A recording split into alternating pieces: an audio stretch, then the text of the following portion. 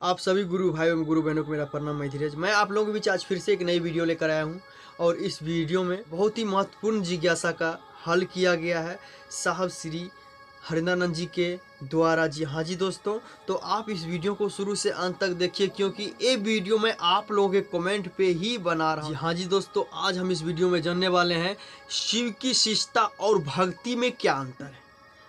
शिव की शिष्टता और भक्ति में क्या अंतर है, आज हम इसी के बारे में जानने वाले हैं साहब श्री के वाणी से। तो आप इस वीडियो को शुरू से अंत तक देखते रहिए। तो इस वीडियो के और जाएंगे उससे पहले वही रिक्वेस्ट करेंगे आप लोगों से छोटा सा, अगर चैनल पे पहली बार तो प्लीज चैनल को सब्सक्राइब कर दीजिए, साथ साथ बेल आइकन को दबाकर वीडियो को शेयर कर दीजिए ताकि मैं जिस प्रकार से इस वीडियो के माध्यम से आप लोगों के बीच चर्चा करता हूँ उसमें आप लोगों को भी साझेदारी हो। तो चलिए वीडियो को चलते हैं। शिष्टता और भक्ति में क्या अंतर है?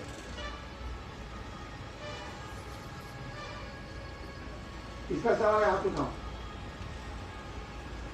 इसका सवाल है, हाथ उठाओ। और वहाँ पीछे शिव की शिष्टता और भक्ति में क्या अंतर है? अगर से आई हो, मान लो कि तुम हमसे पहलवानी सीख रही हो, मान लो थोड़ी देर के लिए। बहुत लड़कियां हैं जो खेलकूद में बहुत आगे हैं। मान लो कि तुम हमसे बॉक्सिंग या पहलवानी सीख रही हो, मान लो कि हम पहलवान हैं। तुमको रास्ते में किसी ने बेइज्जत कर दिया,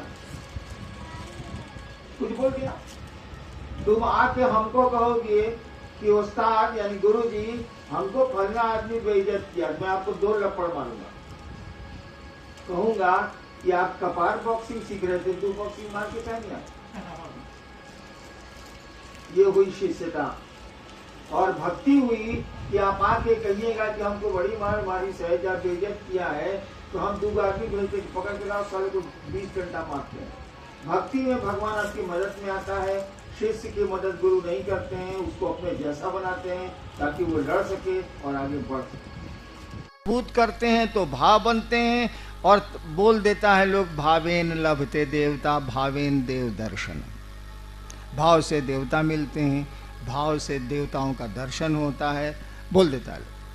ये भाव कुछ नहीं है, आपकी इच्छा है, उस दिशा में इच्छा का मजबूत हो जाना भाव है और कुछ नहीं। शिव मेरे गुरु हैं, इस इच्छा का संकल्पित हो जाना, मजबूत हो जाना शिष्य भाव है और कुछ नहीं। अब आइए, शिवलिंग की पूजा करते हैं हम आप। यह प्रश्नकर्ता का प्रश्न गलत था कि मैं मना करता हूं। मैं कतई मना नहीं करता, मना तो जरूर करूंगा भाई साहब। मोटरसाइकिल रखे हैं आप, मुझको पता है कि चलाना नहीं आता है, चलाएंगे तो कहीं हड्डियां नहीं टूट जाएं, ये डर तो सताता है। शिवलिंग पर जल चढ़ाने से कौन मूर्ख रोकेगा आपको? कैसे चढ़ेगा जल? फिर आपको शिव की इच्छा में चलना होगा कि शिवलिंग जो बने हैं वो किसकी इच्छा से बने। समझाया गया ना, लोग बोल रहे थे ना कि शिवलिंग में माना जाता है कि ऊपरी भाग आकाश है और उसकी जो पीठिका है, नीचे का जो भाग है वो पृथ्वी है। ये आकाश और पृथ्वी किसने बनाए? किसी की इच्छा से बने हैं। ये शिवेच्छा, किसी की इच्छा से बने हैं ये, तो उसी की इच्छा से ना फिर वापस होंगे। तो मूल अस्त्र तो आप खो चुके हैं। शिव भाव आपके पास रहेगा तब ना शिवलिंग पर जल चढ़ाने की बात उठेगी। यही बात कुंडलनी साधना में भी है। शक्ति कुंडलनी साधना कौन सी है? कुल मने शक्ति, कुंडलनी मने शक्ति जहां घेरा मारे हुए, बस उसका अर्थ यही। वो जो शक्ति है यानी शिव की जो इच्छा है वो 5 तत्वों से गुजरते हुए क्षिति तत्व तक जब आई है, पृथ्वी तत्व तक जब आई है, तब साधक ने कहा कि इसी को जगा के चलते हैं। जैसे आप ऊपर से सीढ़ियों से चढ़ से नीचे उतरे हैं, किसी ने कहा ऐसे ही हम ऊपर जाएंगे, नीचे से ऊपर जाएंगे। किसी ने कहा दो हवाई जहाज स्टार्ट करते रहे, हेलीकॉप्टर स्टार्ट करते रहे, सीढ़ी लगाते रहे। तो उन्हीं रास्तों से चढ़ने का नाम है कुंडलनी साधना। ये कुंडलनी उतरी कैसे है भाई साहब? ये शक्ति आई कैसे है पृथ्वी तत्व में? शिव की इच्छा से आई। अपार शक्ति है, गजब की शक्ति है। कहा जाता है कि मिट्टी में जो ताकत है, क्षिति तत्व में जो ताकत है, करोड़ों बिजलियों की चमक है। एक बिजली की चमक तो जुल्म है। कोटि सौदामिनी भाषाम, करोड़ों बिजलियों की चमक है। सोचिए उसमें कितनी ऊर्जा है, कितनी उष्मा है। किसी ने कहा कि महादेव की इच्छा से चलो महादेव के साथ रहेंगे, मन रहेगा, शरीर तो रहेगा नहीं, महादेव ही सब कुछ हैं। किसी ने ये सोचा। जैसे जैसे उसका मन शिव की इच्छा के करीब जाएगा, उसकी शक्तियां तो और ऊपर उठती जा रही हैं कि नहीं जा रही हैं? क्यों शक्तियों को उठाएगा? साला वो तो सीधे हेलीकॉप्टर उड़ा है, छत पर चला गया। आप सीढ़ी चढ़िए, आपको शौक है सीढ़ी चढ़ने का, चढ़िए, कोई दिक्कत नहीं है, चढ़ सकते हैं आप, लेकिन वक्त बहुत लगेगा। आपके पास अस्त्र तो दिया हुआ है इच्छा का। आप गुरु के पास जाइए, आपको वो शिव से जोड़ेंगे। हरे गुरु का यही काम है, आपको वो शिव से जोड़ेंगे।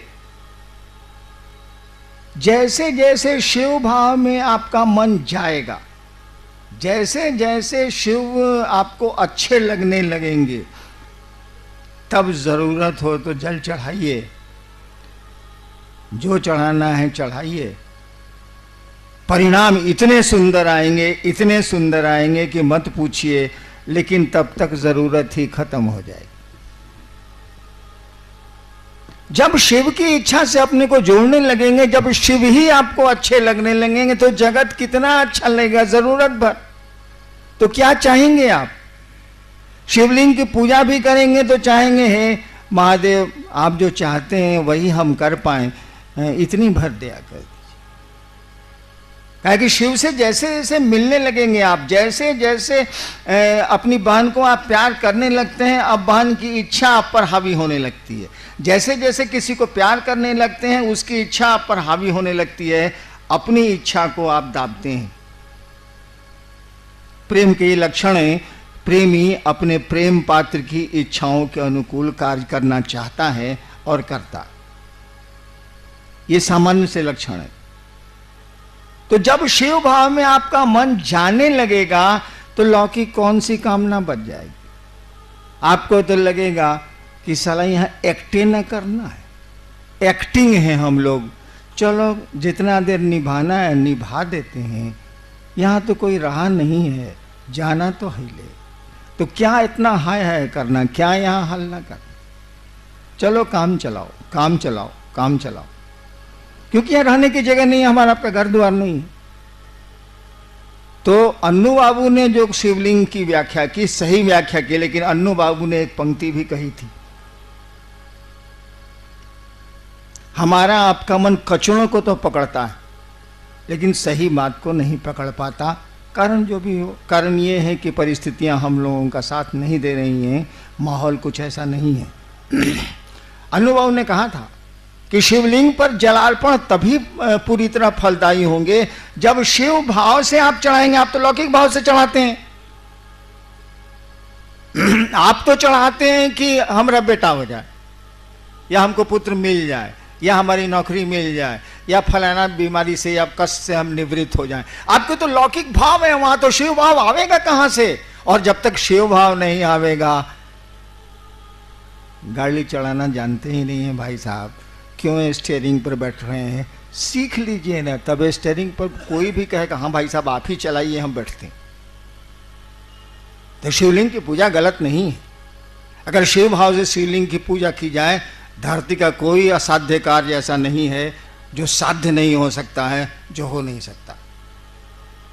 लेकिन जब शिव भाव में मन चला जाएगा, जब बहन को मन मानने लगा है और वो लाल साड़ी पसंद करती है और आपको लाल साड़ी पसंद नहीं है, आप तो उसके लिए लाल साड़ी ही खरीदेंगे। तब तो आपकी अपनी इच्छाएं शमित होने लगेंगी, दबने लगेंगी, इच्छाएं घटने लगेंगी आपकी अपनी। और आप जिसको मानते हैं, जिसको प्यार करते हैं, उसके आकर्षण, उसकी बातें आपको प्रभावित करेंगी। ठीक वही बात है पूजा की दुनिया में भी। अन्नू बाबू ने कहा था कि शिव भाव हो तो शिवलिंग पर जल चढ़ाएं आप, ठीक है, कमोबेश तो मिल ही जाता है।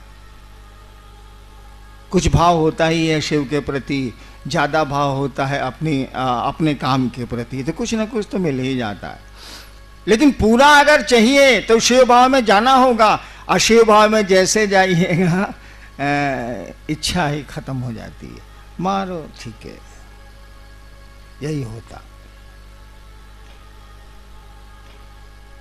आप सबों को मेरा प्रणाम।